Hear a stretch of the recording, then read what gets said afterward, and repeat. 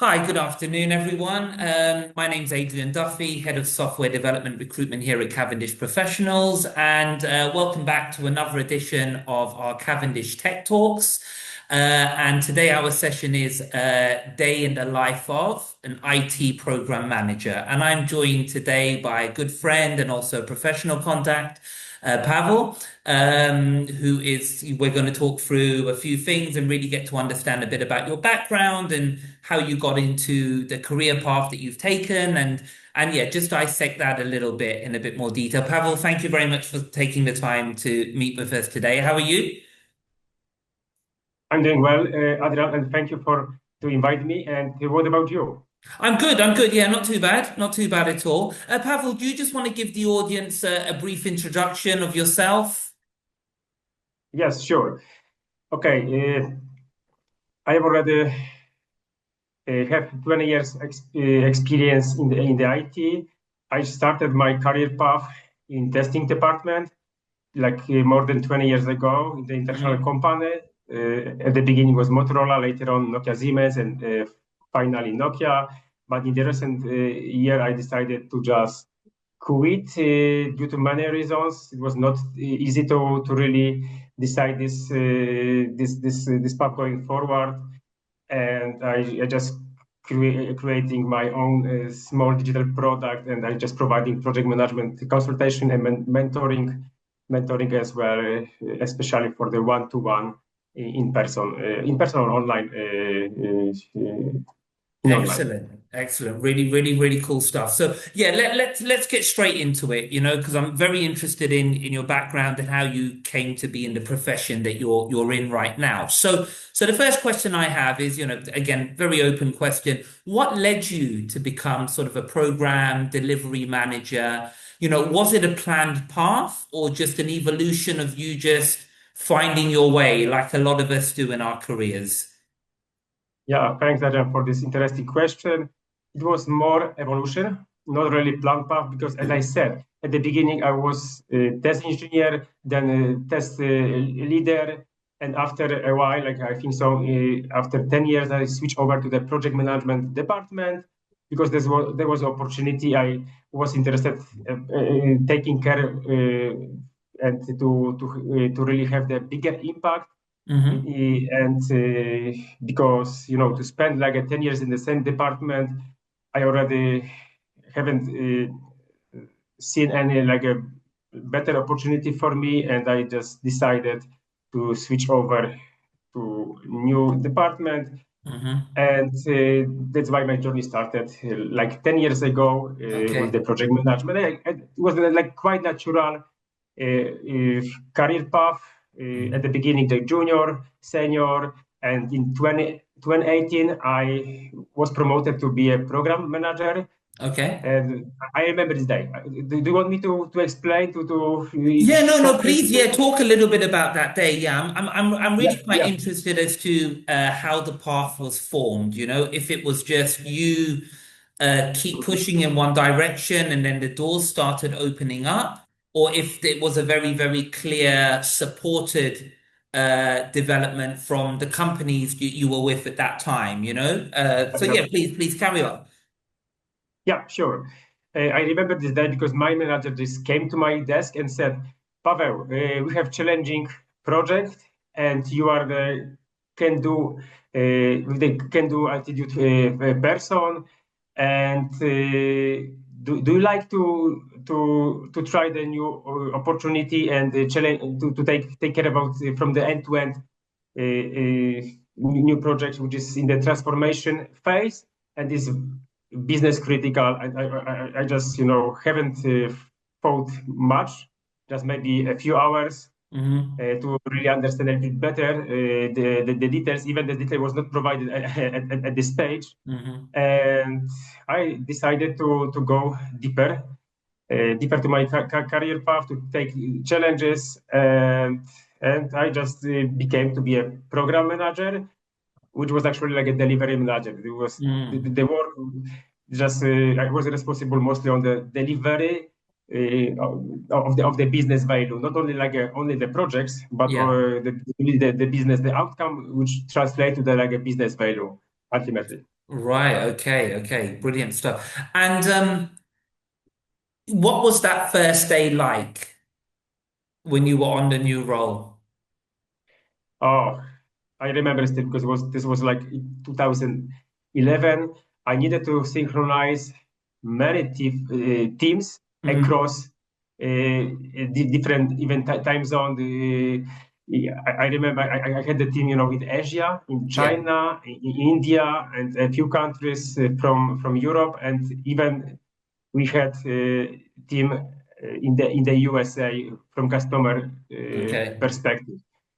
There was so many teams, and it was not really well structured yet. Hmm.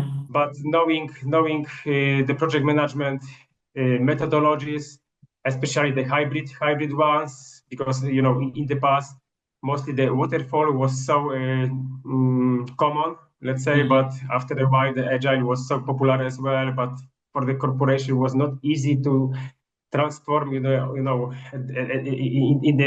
the one day or even in the 1 year to totally to agile way of working, Hmm. and just combine what was just fitting and was the best for our program. And somehow this program was successfully delivered on the just bi-weekly basis with the new functionality to the customers, like top operators around the world. You can imagine the biggest one, like Yeah. in the US, like T-Mobile, Verizon, AT&T, and the Mm. China CMCC. We just delivered the software on top of our hardware, which was at this point was like a on-premise hardware. Nowadays, it's switching to be more cloud-based hardware. Yeah, understood, understood. And just a slightly off the track question, not one that we had in place, just coming to my head now. Um, do you feel that that sort of early career within software testing allowed you to have like a better understanding of the entire sort of cycle of software development? Absolutely, Adrian, absolutely. Because at this stage, I understand how the engineering works, Yeah.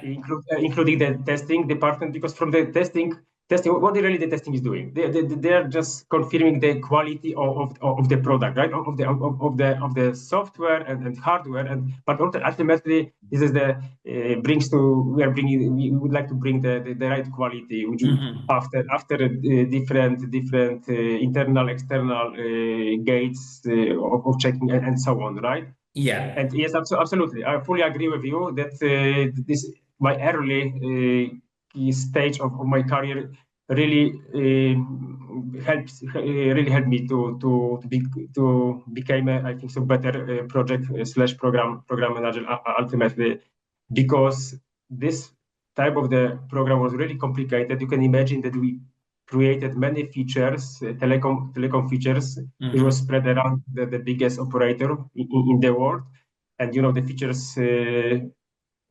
have like some million line of the code. This really was really complex, and Right.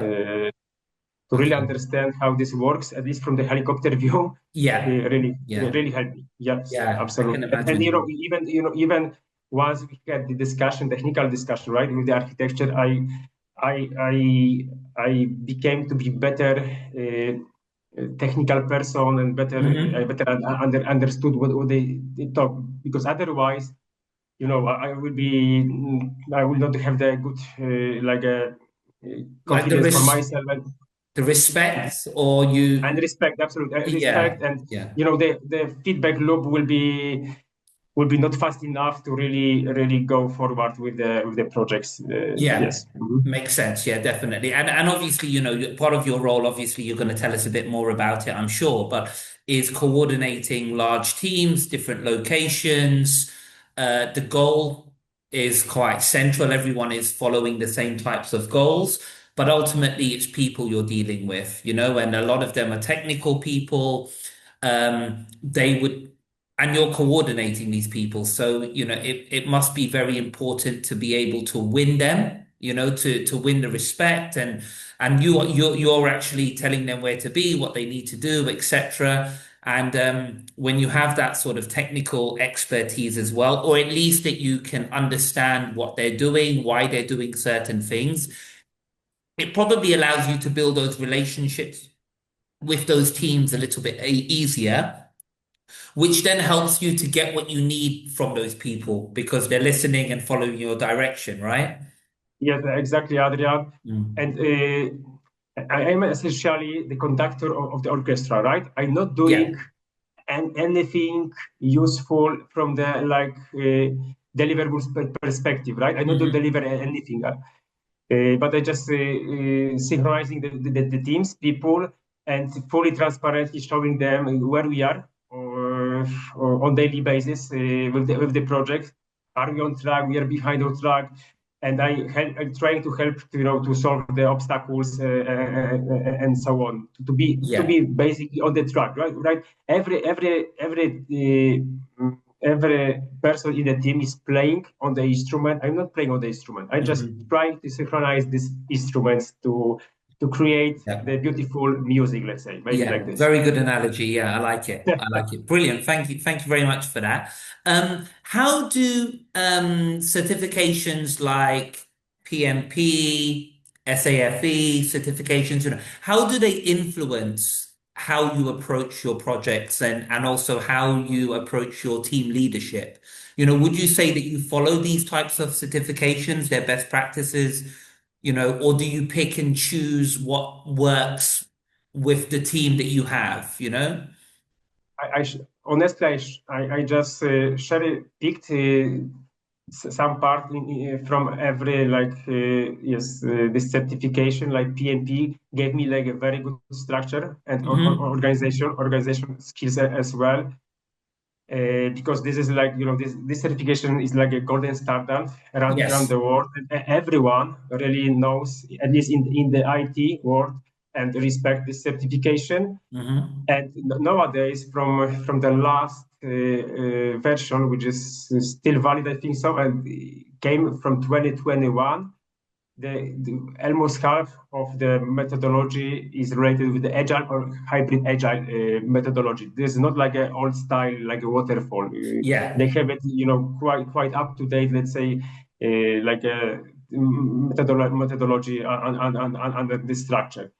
And what the safe, yes, safe is, this is like for the scale agile, right? And is the main aim of the scale agile is to really to use this in the enterprises and to really use the agile in a scale way. It's not Hmm. easy really because you need to synchronize. For example, on some cadres like 3 months cadres, there is like a PI planning is called interval planning, and you need to synchronize all the teams. Okay. It is challenging, but it is possible. And I remember because I was working some years in this mode, and it just bring benefits as well. Okay. Good stuff. Brilliant. And what would you say, what are your key sort of day-to-day software tech tools that you need to do your job? Yeah. Okay. If just for the collaboration and communication, the main package came from the Microsoft. Nothing new for the enterprises like Microsoft Teams. Yeah. For the brainstorming, some kind of the whiteboarding slash Miro. Miro is very good one as well. A tool you can create really open and trustful collaborative aspects between the teams online. Online once you have this spread teams around the world. And from the tracking perspective, I just created some dashboard which everyone, not only just managers, everyone can see on daily basis, was updated a few days per day in the Power BI. Very very interesting, good tool. And something I even was using as well, still the Excel from the data analysis perspective, Yeah. or just Power BI. Yeah.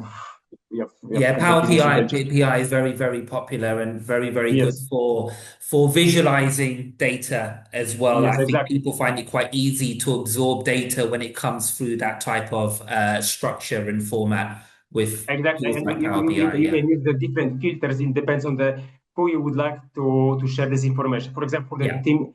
engineering team will be different filter, and from the leadership and management, for example, the weekly basis for the reporting, you can just grab directly from the Power BI and show them are we on track, not on track, what I need from them really. And it was really very useful and save a lot of time for me as well, because Yeah, I can management in the past was really just creating the reports, and someone, including myself, I hated this a little bit. Yes.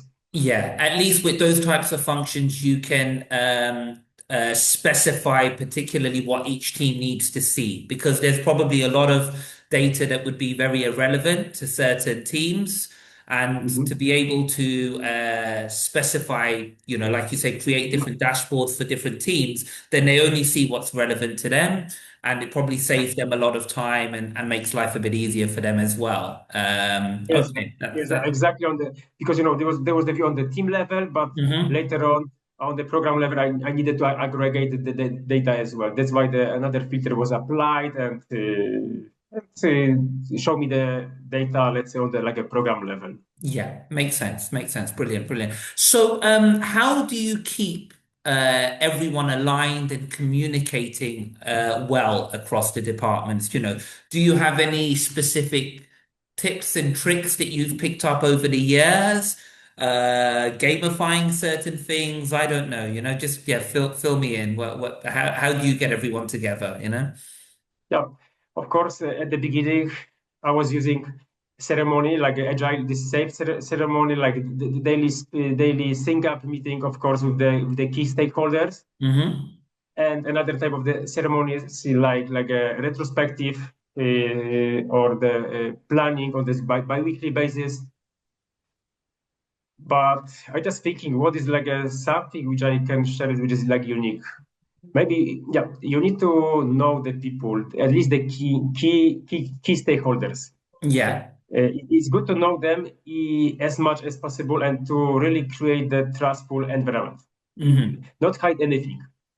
Because if there will be some troubles, the tool will not come to you. You need to really create this trustful environment, because otherwise the people will just hide something, and if there will be something which is not going as should go, they will not tell you. Let's say at least on the like some team meetings. But if you create the right environment, right, and they have they feel that they are safe, Hmm. they will say you everything, and that is very good for the project and program, right? It's project because Yeah, definitely. as Yeah. early as possible. You will not know. You will not. You once you get the information at the end of the phase.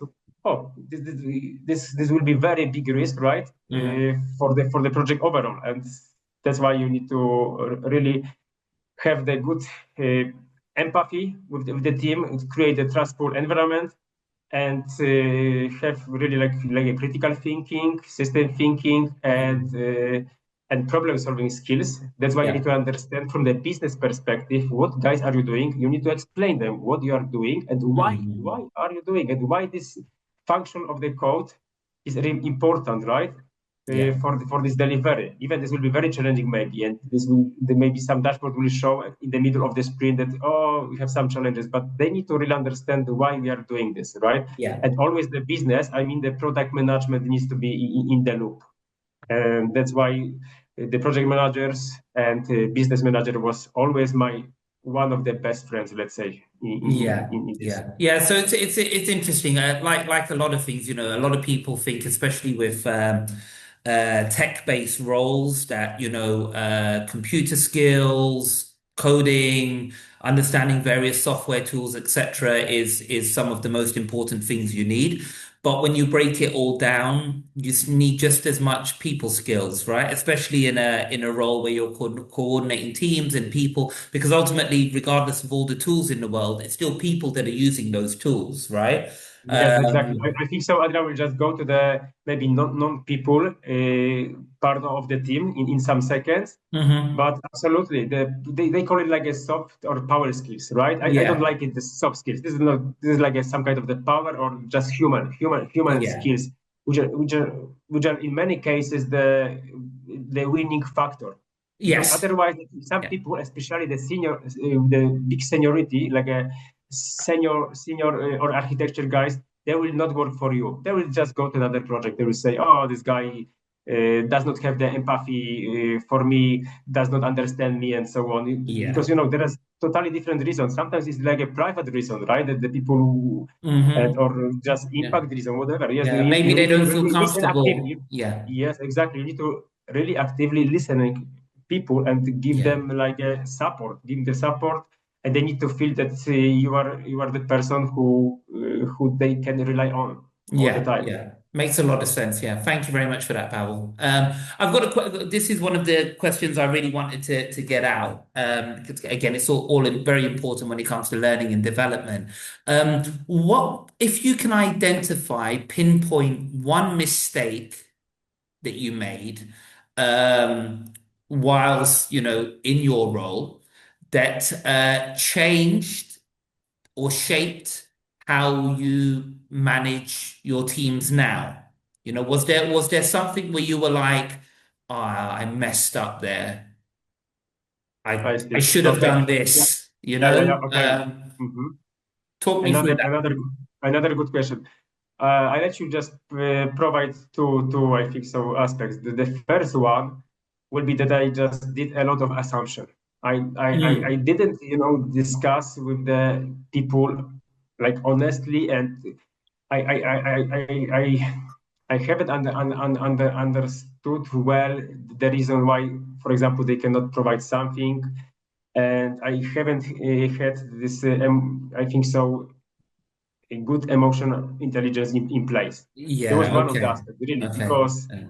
because sometimes it was like a case very like a very simple case that someone needs to go to take the children from the school, right? Mm, Oh, I just reacted not in the right way as I will just react nowadays, let's say, yeah. right? Yeah.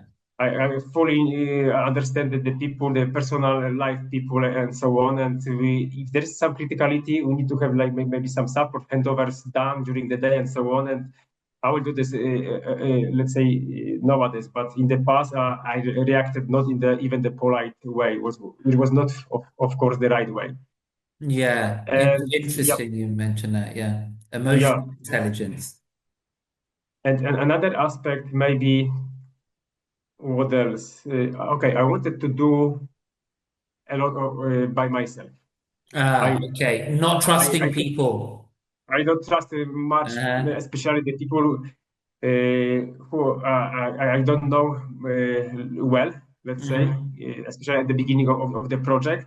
And I wanted to do, just put it on basically on my shoulders too much, too much. Yeah. I was young, right? I was young, like 10 years ago, I was still young, and I put a lot of my shoulders, and because I didn't know how to delegate the Uh, task, right? yeah, I was yeah. afraid to delegate the task because I thought that maybe they will go to my manager and say, Pavel is giving us the task and so on, Yeah, yeah, too yeah. much, and Yeah. and I wanted, yes, I just, but right now I know how to delegate the Yeah. task and really just collaborate with the people, not just Yeah. to say them that you need to do this. Once Yeah. once as we program project and team just make a commitment, we need to deliver this, right? And this is our responsibility and accountability as ultimately my role to really provide what we deliver. That's why I call myself as a delivery manager, because I'm not only planning and executing, but I cooperating with many different type of the teams to Hmm. really deliver end-to-end business value. Yeah. Ultimately. Makes a lot of sense. But again, those things that you mentioned there, firstly, emotional intelligence, I've always found that very, very interesting because firstly, you need to learn that emotional intelligence is a thing, and Yep. again, education systems are improving around the world and younger people are being more exposed to these types of things earlier in their life. But Mhm. me personally, growing up, I didn't even hear the term emotional intelligence until I was in my mid-20s. And then I needed Same to to me. understand what emotional intelligence actually meant, Yep. because again, human beings, we believe that things like emotions, uh, our ability to collaborate, interact with other humans, etc.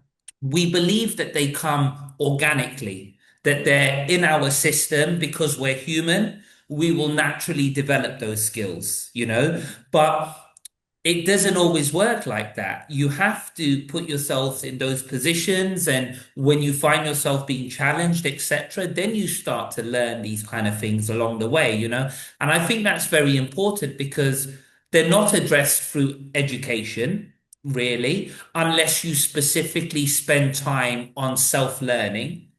You know, you can Yeah. find books, you can find podcasts that talk about these things, obviously, but you have to actively go looking for those things. You know, they're not in the normal educational stream that you have when you're going through childhood, school, college, university, etc. You know, so it is really, really important. But also, what you highlight there is just how detrimental it can be if you don't start to develop those skills as you're going into your career. Yeah, because you do need them. You know, emotional intelligence is massive, very, very important.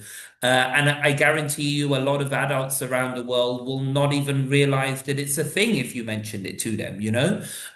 So very, very important, that sort of stuff. And but also what you mentioned about taking too much on, I think that is just there's a lot of people like that in the world. I will, you know, when you mentioned, you know, you going through that in your earlier career, I will go through exactly the same thing, even now, you know, even as a parent.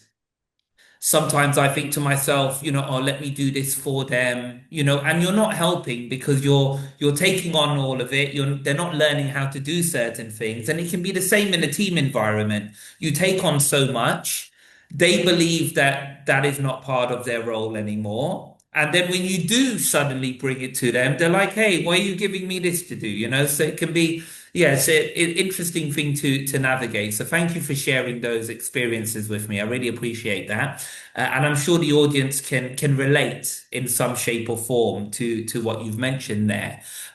One of the things I'd also like to know a bit more about is, you know, maybe you can just spend a few minutes and talk us through one of your most challenging projects. You know, maybe start with why it was challenging, you know, what you did, and then maybe what the outcome was, you know? So maybe give us the challenge, give us what you did about it, Mhm. and how did it end up in the end? Yeah.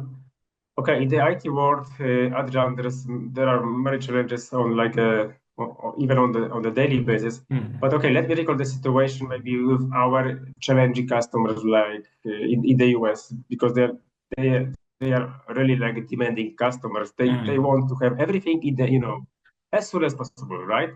As soon as possible. And I remember it was like a few years ago, and they wanted to have like a better throughput in the 5G world, right? Because the Christmas was coming, and they wanted to to provide better offer and potentially to sell, because yeah, the shopping was and the Thanksgiving phase in the US is very popular, and later on like a Christmas, right? Yeah. And they requested, I think so, like 1 month before, very important functionality which was not in place in our code, right? And of course, the business came to me and asked, Pavel, we need to do this. We need to provide them like a better throughput. And they specify, of course, in the technical documentation what they requesting and so on. And it was very challenging because 1 month in the software, life cycle, including testing and deployment on the production, is very short. For the like, Hmm. I'm not talking about the small feature, but it was like a big feature with the thousand of the line of the code, and that's why. Okay, I just on the next day created like a brainstorming session with my like a key smartest guy, technical guys, Hmm. what we do within this short period of time. And after it was like a 2 3 days of brainstorming and documenting and creating a few options. It was like we created like I think so like a three options.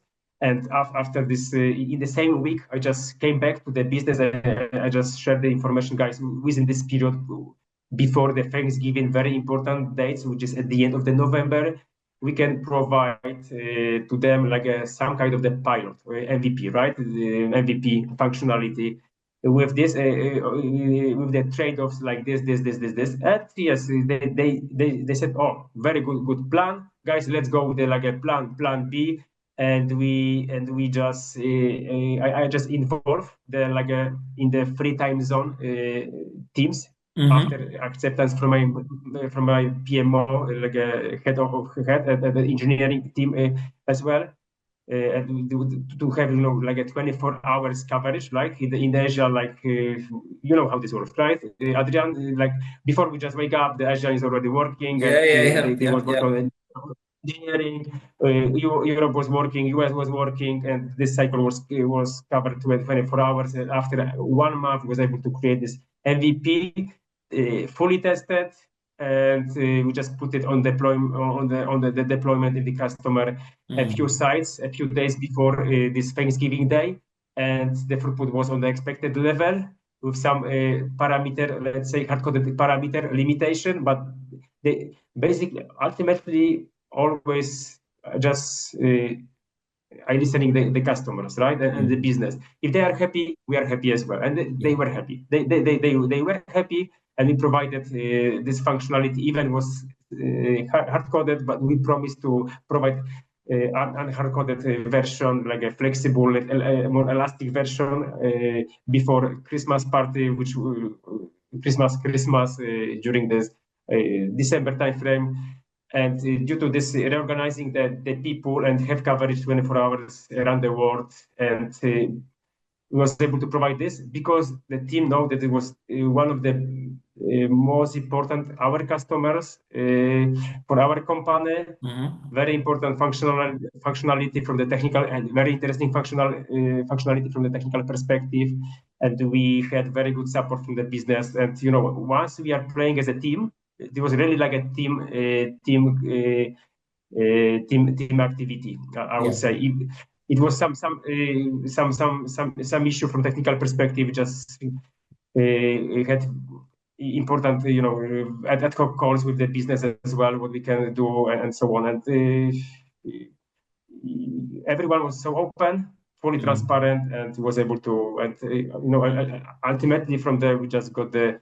I remember the award from our VP of engineering as well. That, guys, you did a really good job.